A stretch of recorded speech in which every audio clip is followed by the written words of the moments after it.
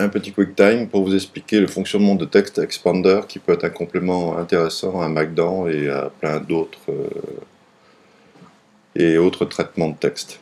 Il sert à confectionner des raccourcis clavier qui vont remplacer par exemple une abréviation de texte, virgule, pp par une phrase entière avec des choix multiples par exemple. Donc la première chose à faire est de télécharger Text Expander. On peut l'essayer en version d'essai. Il est mieux de télécharger Text Expander via la page Smile Software plutôt que par Apple Store, car Apple Store n'a que la version 3.0 qui est déjà dépassée.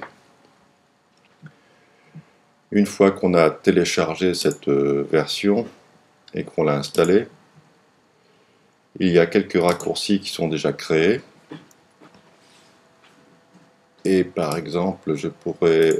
fonction intéressante de Text Expander, c'est que quand on crée des raccourcis clavier, on peut les synchroniser via Dropbox avec ses autres Macs. C'est-à-dire quand on va lancer Text Expander sur un autre Mac, on pourra récupérer les raccourcis clavier qu'on a créés sur un Mac ailleurs. Bon, par exemple, vous voyez ici, le plus bête bien sûr, par exemple, c'est le numéro de téléphone. Ici a été rentré mon numéro de téléphone, et avec comme raccourci .ph. Donc si je vais dans TextEdit, il suffit que je fasse .ph, j'entends un petit bip, et vous voyez que mon raccourci clavier a entré mon numéro de téléphone.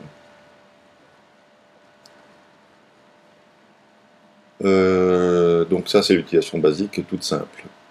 Maintenant je vais passer tout de suite à quelque chose d'un peu plus intéressant pour nous. Je suis dans Markdown, j'ai un courrier qui est ouvert, et imaginons que je veuille faire un courrier au stomato pour lui envoyer un patient, et que j'ai plusieurs stomatos à ma disposition.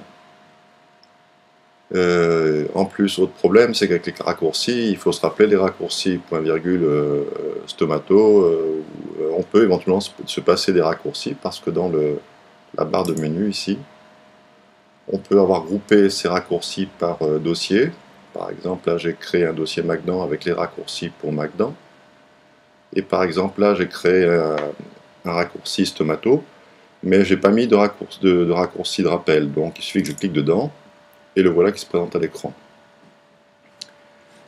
Dans ce raccourci clavier, je peux sélectionner un stomato ou l'autre. Donc par exemple, je sélectionne le deuxième. J'ai fait un menu déroulant pour choisir le prénom. Et je vais mettre le descriptif.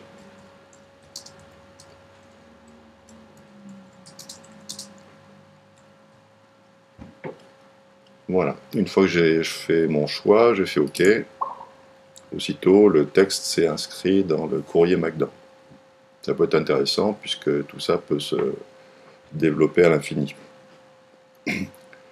Autre utilisation, par exemple, je suis dans Markdown, et puis là, je veux faire un descriptif d'une prothèse métallique. Et voilà. Vous voyez que le raccourci clavier s'est installé. Et il me suffira juste de compléter. Voilà. Et là, en 2 secondes, j'ai tapé 5 lignes et enregistré tout ça dans Markdown. Je peux aussi, par exemple, utiliser, si on ne veut pas utiliser le lecteur de code barre,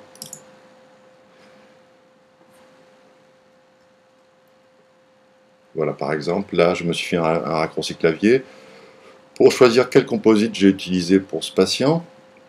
Alors, par exemple, je peux dire que j'ai utilisé un A3 Clearfield à seconde. Je fais OK. Et vous voyez que mon composite s'est indiqué, était rentré dans le champ de traçabilité.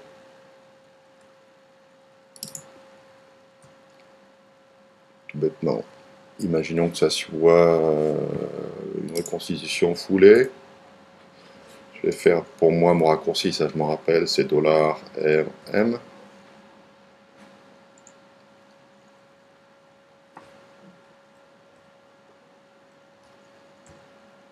Ah, là, justement, je ne me rappelle plus du raccourci, c'est pas très grave.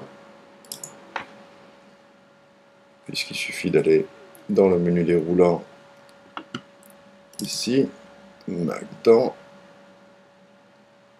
et j'avais fait un raccourci pour la reconstitution foulée. Et oui, c'est pas tout à fait ce que j'avais utilisé comme raccourci. Et vous voyez qu'il s'est indiqué, tout est indiqué. Là, j'avais choisi de séparer les cases de traçabilité pour le composite, le tenon, le ciment utilisé. Et voilà.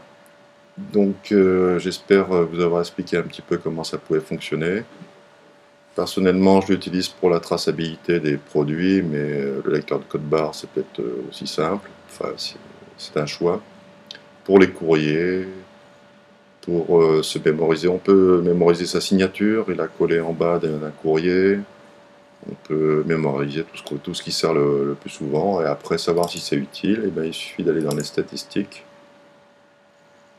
Et on voit que les extraits étendus, caractères, on a tapé 7372 caractères.